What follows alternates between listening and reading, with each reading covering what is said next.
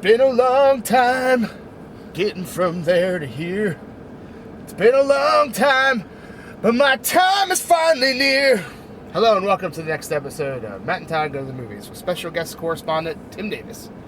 This is the podcast where all three of us went and saw a movie at our local Regal Cinema Theater, and now we're going to talk about it in Matt's Honda Pilot, in the parking structure right next to the theater, and we're going to talk about such things as: should you see this movie? Should you not see this movie? Can you bring a date? Should you bring your kids? Could you go by yourself? Do you need to pay attention to the whole time? Or can you snack, nap, or craft? Slack off, let the world slide you by, or just have a nice 2 hours, much more for this movie, of sitting in like a dark, cold place because the world's on fire right now. I am Todd Domer. And I'm Matt Malloy, and here we are. We watched the movie. It took a long time to watch, but we did it. And we're going to talk about it. This movie is called The Odyssey, based on Homer's The Odyssey. So, we'll get into that. Tim, who's in this? Well, that's the thing. For once, we've got a long list, but we'll keep it short here. Matt Damon is our star. He is Odysseus himself, the legendary man who the word The Odyssey came from. Tom Holland is in this as his son, Telemachus, who's wondering what happened to his dad. Where's my dad? We got Anne Hathaway as Penelope, the wife, wondering if he's ever going to come home. We've got Robert Pattinson as one of the suitors who is, famously slimy and up to no good. We've got Lupita Nyong'o shows up as Helen of Troy and her sister. We've got John Leguizamo as the loyal servant of Odysseus, who's still hoping he will come back. Zendaya shows up as Athena, or at least the vision of Athena that guides Odysseus along. We've got Charlize Theron as Calypso, one of the people that runs into Odysseus on his journey. We've also got John Bernthal, of course, Punisher and Walking Dead fame. He's Menelaus, a warrior who served with Odysseus and tries to help Telemachus wonder where his dad is. Elliot Page shows up as a soldier who helps set the stage for the Trojan horse. Mia Goth shows up as a small part as one of these servants of Penelope, but also might be up to no good as well. Did I hit everybody pretty much for the big names? I think so. Yeah, and of course the other big name is who directed this. That would be Christopher Nolan. Doing something a little off the beaten path for him. Indeed. Well, yes. Thank you, Tim, for that long list Awesome of names tonight. So what is The Odyssey all about? Well, you probably read it in high school or middle school or some form of school, but you probably don't remember all that much about it. Maybe you do, maybe you don't. I don't remember that much about it. It was a long time ago. It's long and boring. Let's be honest. I do remember. And this important piece of, literature. School, yes. But let's not, fool ourselves in thinking that it's like the best thing out there. There's a reason why we have to keep changing the median when we come back to the story. Indeed. So, this movie, for the most part, is telling the story of what happened to Odysseus after, the Trojan horse and all that, and how he's wandering around. Basically, he goes on this voyage with his crew, and an Odyssey, indeed. And they have a series of unfortunate events. Yeah, that's a good way. So basically, they run into trouble multiple times over, and then we eventually get his journey back home, and in the same story, we're also hearing about what's going on while he's gone, and how his wife has been waiting for him, and there's all these suitors who are there trying to take his place, and his son is trying to rise up and become the king. So that's what the journey we went on tonight. And we're going to talk all about it. Todd, how was this Odyssey for you? Oh. Well, I'll start by getting some of the big negatives out of the way. This movie's way too long.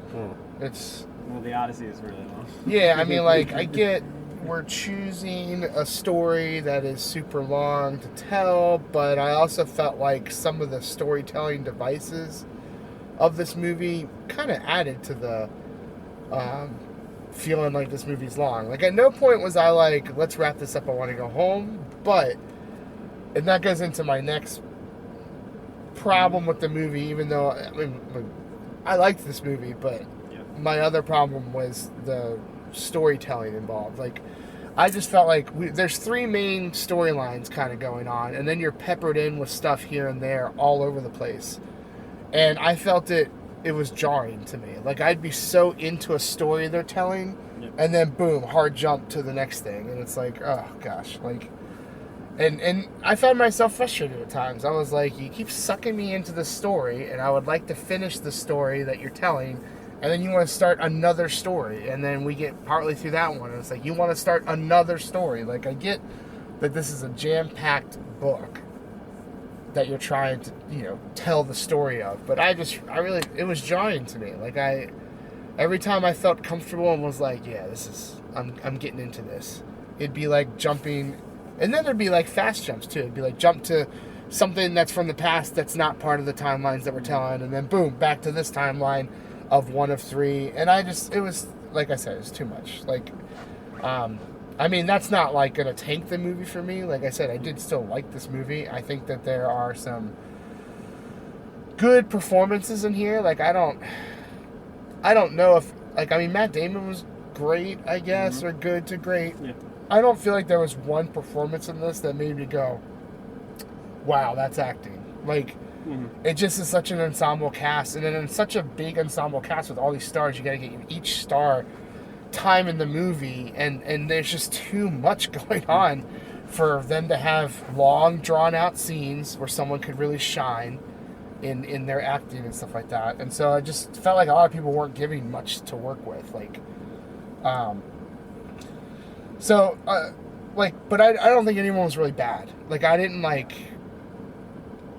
go, oh man, that person really tanked the movie or whatever. I just felt like no one had time to shine. Even Matt Damon, who's predominantly in this movie. It's just so many shifting storylines and stuff. And weirdly enough, I know this is all shot on special, like, IMAX or whatever for a deeper shot. Some of the graphics, the computer graphics used in this a little bit, hit me weird. Like, there were times where, like, the Cyclops is holding a person, and it just looked kind of wonky. Like, it wasn't, and that's because they have through the magic of filming, they have a guy who's the Cyclops, who's like that's who you're focusing on, and then everything is like kind of built up around them. Like, I think the Cyclops was real in the times that he's on, like, as if not like a real Cyclops, but like a person, through yeah. But then there'd be times where the Cyclops would be picking up people, and it just was like, this looks wonky now. Like, you're kind of introducing CG into a scene that you did 90% of the work to make it not CG, it felt like. I thought the silly monster looked kind of bad too. Yeah, the one in the rocks. Oh, yeah. Yeah, I mean, like, they explain who the monster is and stuff like that, and then there's like, it felt like lazy. Like it felt like we need to rush through the scene, so let's just make this random monster have rock tentacles, kind of, and then disappear without you actually seeing what Cloverfield it was. So it just, and by that time they probably were like, well, this movie's looking like it's 4 hours long, so we got to start rushing through some stuff.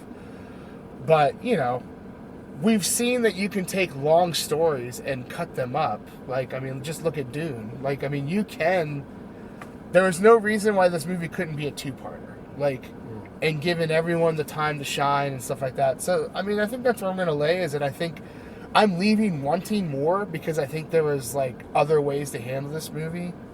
And I'm probably in my own boat here, but I am not high on Christopher Nolan like the rest of the world is. Like, I've been burned too many times by some of his dumbass movies to make me go, oh, I'm so excited for this one. Like, I mean, I still hate, the one about time travel. Just, just seeing him attached to the movie made the world go, oh, and I was just like, yeah, right. Like, I was like, come on. So, and also the way he writes movies too, like there's a huge thing about like, I don't know, he's got some brothers or something and they all write a script or whatever and they end up choosing the one that's best or what have you. And it's typically his. And it's like, I don't know, the whole system seems skewed. How many ideas are you borrowing from your brothers there, Christopher? So, I mean, obviously this is a movie event. It's the summer. It's a big popcorn, it's not action all the time, but it is a giant movie. People are going to go see it. I think it's worth seeing. It's going to get a good rating from me, but it's not, it could have been more. Like, and I'm typically not the person who says, like, hey, take it into a two-parter or something like that. But there was so much meat here, and I felt like they did a pretty good job of covering all the meat, but it ended up being a minus because it's all just crammed into this 3-hour thing that you're like, or 2 hours and 40 minutes or whatever. Like, and you're like, at times you took a while to tell something and then you rushed through other things. And I was like, if pacing's the problem and all that kind of stuff, we live in a day and age where it ain't nothing to turn one movie into two movies. So that's just me, I guess. Like, it's gonna get a good rating, but it's got some problems, and you're definitely gonna want to bring, like, I don't know, a blanket and some electrolytes to make it through. It's a process. Like, I was just happy I didn't have to pee really bad by the end of the movie, because I kept thinking about, is this a good time I could just walk out? Like, there was never a time where I was like, I can just walk out of this movie and handle something. So, anyway, it's a big movie. It's a good enough movie. Go see it. If anyone's listening to our podcast, they're probably going to go see it anyway, because it's just one of those movies that everyone's going to see. I don't think it's going to do amazing like his other movies, because I think people have been burned a little bit, like myself. And this is not his strongest outing, I didn't think. But it's still good. That's where I'm going to land it. Not the strongest outing for Christopher Nolan, but it's still good. There we go. Tim? Yeah, I'm kind of with you, Todd, in that I feel like it is a good movie. Like, I wasn't bored. It was, it had a lot to get in, like you said. The Odyssey is a long story. And they hit the beats that you expect. They, all the gods cursing him and him being, kind of right, realizing what he had wrought by the way he won the war. And, but they hit all those beats well. And like you said, I think everybody brought their A game to it. That, like you said, maybe no Oscar noms here, but like just everyone played their role to their best, I thought, and to their strengths too. And a lot of people were cast, I think, in the way that they should have been. No one felt out of place or not right for the role. It just I think where Nolan shined on this is he does like to stage wide shots and lots of none of us are like technically like 1917 and his other works like that, like Dunkirk. Like, he's good at those big battle scenes and sweeping epic shots, and I feel like this was a better place for him to do that stuff. But like you said, some of the CG was here or there. Like, I don't know how much more this was actually being enhanced by IMAX, even though apparently it was shot for it and like a true IMAX. I would think those scenes would just look bigger, obviously, and I don't know if you're missing anything by not seeing it that way. I know he's big on, see it that way, that's the way I shot it, but I don't think you're missing anything seeing it in a normal theater. It is a theater movie, I'll agree with that. But, like you said, the Odyssey might have been better in a two-part movie or some kind of television streaming event, and you could still have the same budget and still, go there more, but then linger on more stuff and get into the meat of it. But the problem with that, of course, is you're not going to spend $250 million or whatever to throw it on a streaming service. So I liked it. I think it's worth seeing. Like you said, it's not some epic movie of the year category, but I applaud the effort that they made, and I feel like if you're going to turn the Odyssey into a movie, I don't know how much better you could do it. They tried it back in the 90s with that TV movie, and it's got its flaws of its time, and also, but it worked for maybe I'll watch the movie and to help read it during class and get some visuals for it, and and I feel like this could do it for this modern generation if they need to see the movie in order to paint a better picture of the book. So not like they I mean, yeah. I think this would have been a great show. I agree. But with you're that. not going to get Christopher Nolan to come down No, and do a show. no, correct. Once he's going to make it, he's going to make it into a big movie. And I mean, there's things that we just don't like because none of us are film experts. So like, there's probably the way he shot speak things. for yourself, Todd. Oh, that's true. And I make fun of film experts all the time because rightfully so. I don't think I need to explain myself. But there are things that like are over our head at times. Like as far as like how he shot scenes and the difficulty probably it took and stuff like that. So not trying to take away any of that great effort, but at the same time, it's like your general audience is going to be people like us, not the film experts who, this was on 35 millimeter. That's so like I'm like get over yourself. I mean, but I think we can all agree that it was well shot, it was well scored, it was well I would say for the most part well paced. I mean, you knew you were going to get flashbacks and bouncing back and forth in timelines because the book does that too. So it's I thought for taking a big ambitious project like the Odyssey and turning it into a 3-hour epic movie, I don't know if you could have done much better or worse. I mean, I guess you could always be worse, but I don't think Nolan would do a bad movie. He just, it's when he does his own concepts that you're never sure what he's going to get. I think he's actually better when he's adapting stories that are known. Like I really enjoyed Dunkirk. I really enjoyed 1917. I like, for the most part, his take on Batman. And so it's like when and The Prestige is one of my favorite movies. So like I feel like he does do good movies. And I feel like this can be in his list, although I wouldn't have it near the top. But it is well made, and I think we can all agree, like, you can see the professionalism and it feels like a big movie. And I do recommend it. I think it's worth seeing. It's definitely a go to the theater type of movie.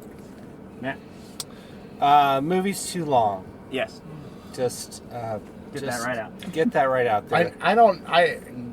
My triggers are not the same as your triggers in our physical responses, but I heard a lot of sighing from you. And it was like some deep, like long, like out of the nose, like, and I was like, I can't tell if you're mad or. It's called the Odyssey, not the short journey. I had no, I have no recollection of doing that. Oh, okay, all right. I think it's involuntary this way. Yeah, sometimes it just happens. So I haven't complained about this for a while, and this is something that you brought up, Todd, is the telling the story out of order. I mean, I figured that you may or may not. Sometimes I've been surprised where you're like, it didn't bother me this time. Yeah. It bothered me in this one. Yeah. I would have preferred a more linear story. I get that that's how the book is and what have you, but for me, it was too much jumble. It felt like for me. So I didn't like that. I thought that the beginning especially, and I thought it had some problems with pacing. Yeah. There were some shots and scenes that were really drawn out, and there wasn't much to them. They were a bit sparse. Now, don't get me wrong, everything looked pretty except for some of the CG, as we mentioned. Nice shots. Go see the 70 millimeter IMAX, whatever, if you want to, if you can. I would recommend that if you're looking for a spectacle. But overall, I thought too long, and I thought I wish we got a little bit more of a linear story. But I did like the ending. I thought that they built to the crescendo. The climax of the movie was well done, and I would say I had a good time because of that. Though I wish it was about 45 minutes shorter. Yeah, it was. I mean, like, I thought it built up pretty well too. It's like, it built up, and then it kind of gives you like, you think everything's about to go down, and then it's like, no, we're gonna put it off to another day. And I was like, oh my gosh, come on! Like at that point, I was like, this better deliver, because that was pretty frustrating. But to its credit, I think it did.